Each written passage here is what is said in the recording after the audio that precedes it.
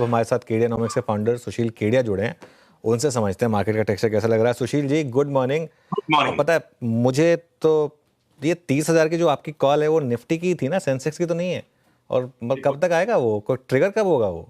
देखो अनुज, इस तरह का ये जो हास्यास्पद व्यंग्यात्मक कटाक्ष जो है, ये भी मार्केट में बनने वाले बॉटम के आसपास बड़ा बढ़ जाता है। तो आपके जैसे सुलझे हुए व्यक्ति के मुंह से कटाक्ष निकल रहा है जस्ट अपने आप को सेफ रखने के लिए, ये भी एक बॉटम बनने का सूचकांक है। हाँ, देखिए सुशील जी, ऐसा है, मैं कटाक्ष नहीं कर रहा हूँ। देखिए ये देखिए, सुनिए मेरी बात, मैं कटाक्ष नहीं कर रहा। मैं एक सवाल आपसे एक आराम से पूछा, क्योंकि भाई अब मैं कहा कि वो 30,000 निफ्टी का ही था कि सेंसेक्स का तो नहीं था। मैं तो एक सिंपल से सवाल पूछा था आपसे, अब अगर उसका हाँ। अगर सेंसेक्स 30,000 हो जाएगी ना अनुज जी, तो आप में सारे लोग गांव चले जाएंगे, फिर उसके बाद स्टॉक मार्केट को ताला लग जाएगा। तो बिल्कुल, वो तो है। हाँ, नहीं देखिए ऐसा है सुशील जी, देखिए ऐसा है, मैं वो इसलिए बोल रहा हूँ क्योंकि जैसा मैं पिछली बार भी कहा था, थोड़ा हंसी मजाक हो रहा है, बाकी ऐसा कुछ नहीं है। और ऐसा खैर ये हमारा ऐसा चैनल नहीं है कि हम ऑन एयर आपसे कुछ लड़ाई वगैरह करें। एक ऐसे सिंपल एक मजाक में पूछा था। अच्छा चलिए, अब सीरियसली बताइए कि वो कॉल इंटैक्ट है ना वैसे?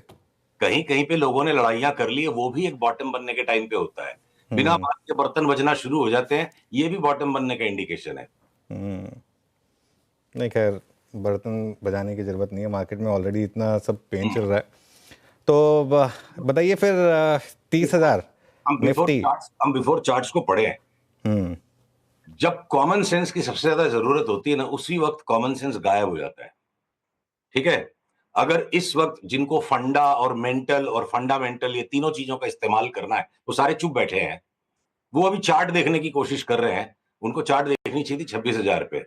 तो अगर निफ्टी का पी रेशियो 20.1 जो भी आप पकड़ लो, और पीक पे 26,000 पे अगर 25 था, 12 से 15% की भी अर्निंग्स ग्रोथ पे अगर डाउट है, तो शेयर बाजार छोड़ देना चाहिए, संन्यास ले लेना चाहिए।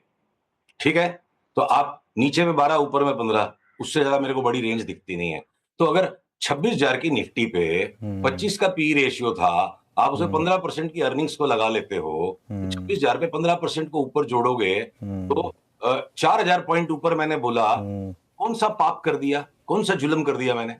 बहुत नॉर्मल बात करी है। मैं 32,000 का इंतजार करूंगा, बात अभी हम 30,000 की करेंगे, और सौदा 30,000 के लिए हम करना शुरू करेंगे जब निफ्टी 23,000 के ऊपर बंद आ जाएगी। देखिए, सेटअप का बनना एक चीज है, और बाजार जब हमें इंस्ट्रक्शन देगा कि भाई अब मूवमेंट शुरू हो गया। देखिए, सोचना वक्त से पहले पड़ेगा, अनुमान वक्त से पहले लगाना पड़ेगा, इसीलिए उसको भविष्य की वाणी कहते हैं। पर कार्यान्वित भविष्यवाणी को तभी करना है जब आपको सिस्टम से इंस्ट्रक्शंस आ जाएंगे, सिग्नल आ जाएगा। तो नहीं नहीं। लास्ट वीक भी हमारी क्या बात हुई, 23,100 हाँ। के आएगा तो लेंगे, नहीं आया। निफ्टी अगर घट गई, पर ये एपीएल पोलो घटा 5%, 3 दिन में बढ़ गया 20%। तो वन बाई वन हमारे यहाँ स्टॉक्स के बाई सिग्नल आ रहे हैं, हम उनको करके पकड़ रहे हैं। और पूछोगे कि क्या चलेगा, मैं बोलूंगा जब 1% की तेजी संभव है बाजार। मैंने भविष्यवाणी कर दी, नहीं हुआ तो मुझे फांसी पे लटका देंगे कुछ लोग। नहीं नहीं, देखिए सुशील जी, फांसी पे तो खैर लटकाने की बात नहीं है। अच्छा, दूसरी बात ऐसा भी नहीं है, देखिए हमारे चैनल पे ये एक सेकेंड, हमारे चैनल पे ना ये रिक्वायरमेंट नहीं है कि आपको एडिटर के साथ उनकी हाँ में हाँ मिलानी है। आपका व्यू अलग हो सकता है, कम्प्लीटली अलग हो सकता है, और उसको मैं रिस्पेक्ट कर रहा हूँ। और मैं अभी भी बोल रहा हूँ कि व्यूज़ सबका होता है, कभी सही होता है, कभी गलत होता है। और आजकल लोगों की आदत है कि आप ट्रोल तो सब करते हैं, सबको सब ट्रोल होते हैं, हम कम ट्रोल होते हैं।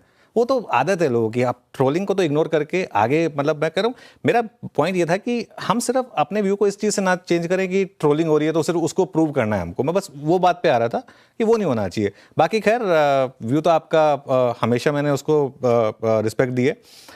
स्टॉक स्पेसिफिक यहाँ से क्या सौदे आपको अच्छे लग रहे हैं? अनुज, मैं वापस से बात को दोहराऊंगा। अगर मेरे सर पे कोई रिवॉल्वर रख दे और बोले तेरे को कुछ शॉर्ट करना पड़ेगा, कोई स्क्रिप्ट निकाल के दे, तो मैं बोलूंगा भाई 5% से ज्यादा कमाने की जगह कोई स्क्रिप्ट में नहीं दिख रही है।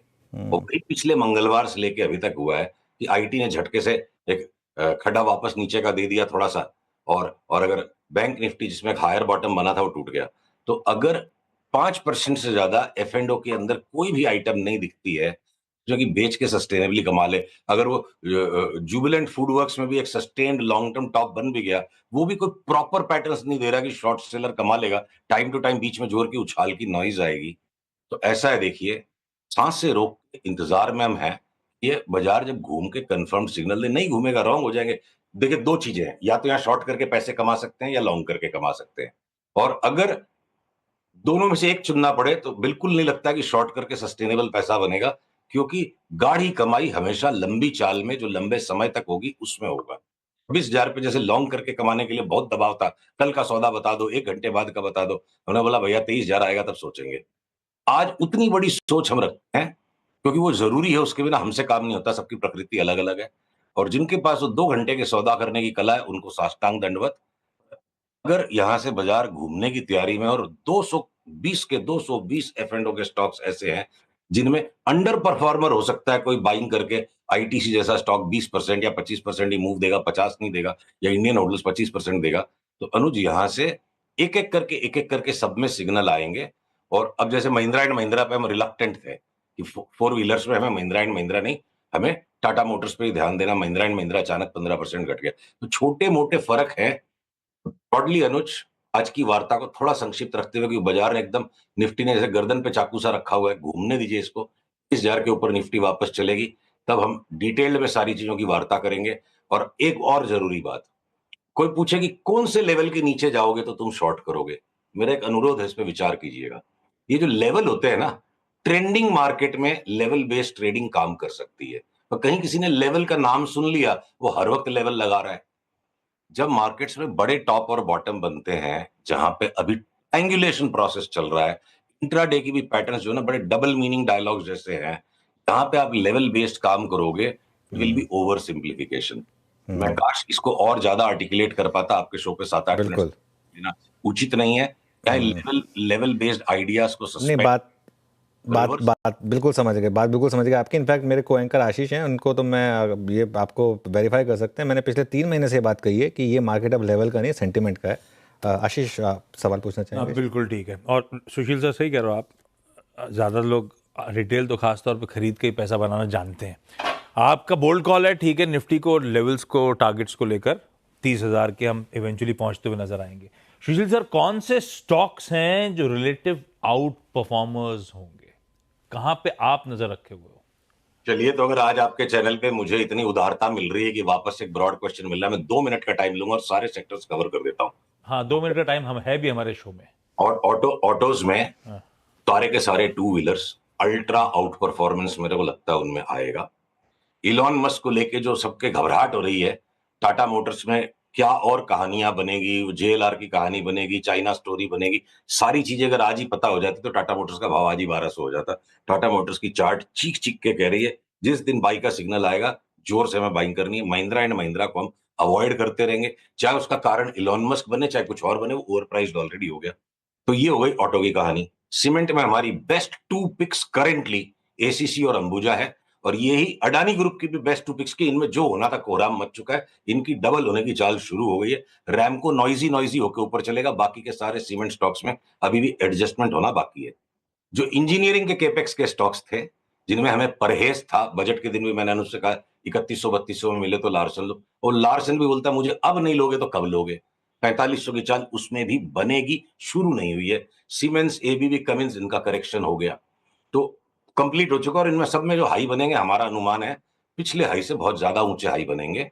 और मैंने ये नहीं बोला कि अब भी जाके आधे घंटे में ले लो, जिस दिन वो बाई का सिग्नल आएगा, हम सोशल मीडिया पे भी, आपके भी चैनल पे, सब जगह आके दोबारा से री एम्फेसाइज करेंगे। अभी हम ये कह रहे बेचो मत, अब आ जाइए आप। इंजीनियरिंग हो गया, बैंकिंग के अंदर में small banks, small finance banks, small private sector banks, मेरे को लगता है बेहिसाब पैसा बरस सकता है इनमें। और लार्ज बैंक्स को ज्यादा पढ़े लिखे लोग, जो सारे फंड्स में माल है, एचडीएफसी, आईसीआईसीआई, मेंटेनेंस रिटर्न आएगी 15-20% की। आपके जो भूले बिसरे गीत है बिल्कुल, ये आरबीएल, बंधन, अब इनको 1 साल का मौका मिलेगा एक्स्ट्रॉर्डिनरी परफॉर्मेंस का। फाइनेंशियल सर्विसेज में इंश्योरेंस के ए टू जेड स्टॉक्स पे हमारी तेजी है। अनुज, मेरे को इतनी भयंकर आने वाले समय में तेजी की संभावना दिखती है कि जिस जोमेटो पे भी मैं भावावेश में आके बोल गया था टमाटर और जोमेटो का भाव सेम हो जाएगा, और आज वो जोमेटो कहां से कहां पहुंचने के बाद जो करेक्शन दे चुका है, अब चाहे वो इंडेक्स में आ रहा है, ये कारण बनेगा जो भी बनेगा। हमने 7 दिन पहले जोमेटो पे भी कॉल लिया कि 100 रुपया तो ये भी बढ़ेगा। तो अक्रॉस द बोर्ड देखिए, अगर आज मैं बहुत ज्यादा स्पेसिफिक्स में बात नहीं, अच्छा फार्मा के अंदर आप सन फार्मा, डॉक्टर रेड्डीज को इग्नोर कर दो, मेंटेनेंस रिटर्न्स 15-20% की under performance to Nifty. But ये जो छोटे वाले हैं, बायोकॉन, आपके लॉरस लैब्स, आपका शिल्पा मेडकेयर, आपके ये जो कौन सा है नाम उसका, जी से ग्लैंड फार्मा, ये सारे छोटे वाले फार्मा के स्टॉक्स में भी वापस 40-50% की तेजी है। केमिकल्स के नाम अगर दबे पड़े हैं तो सारे अमाइंस के स्टॉक्स वापस भाग जाएंगे। सवाल ये है कि क्या लेना है। मेरे को 2025 के लिए बहुत कठिन सवाल नहीं लग रहा है। सवाल महत्वपूर्ण ये रहेगा कि कब लेना है। और मैं आप और भी कोई सेक्टर्स पूछो जो मैं अगर स्लिप कर, एफएमसीजी में आप आईटीसी को छोड़ के और सारे के सारे ले लो। चलिए ठीक है सुशील जी, ऐसा है कि आज का तो टाइम तो खत्म हो गया हमारा, लेकिन अगले ट्यूसडे को और डिस्कस करेंगे। ऐसे काफ़ी स्टॉक्स होंगे जो हम डिस्कस करेंगे। बट बहुत बहुत शुक्रिया आज हमारे साथ जुड़ने के लिए। Thank you so much.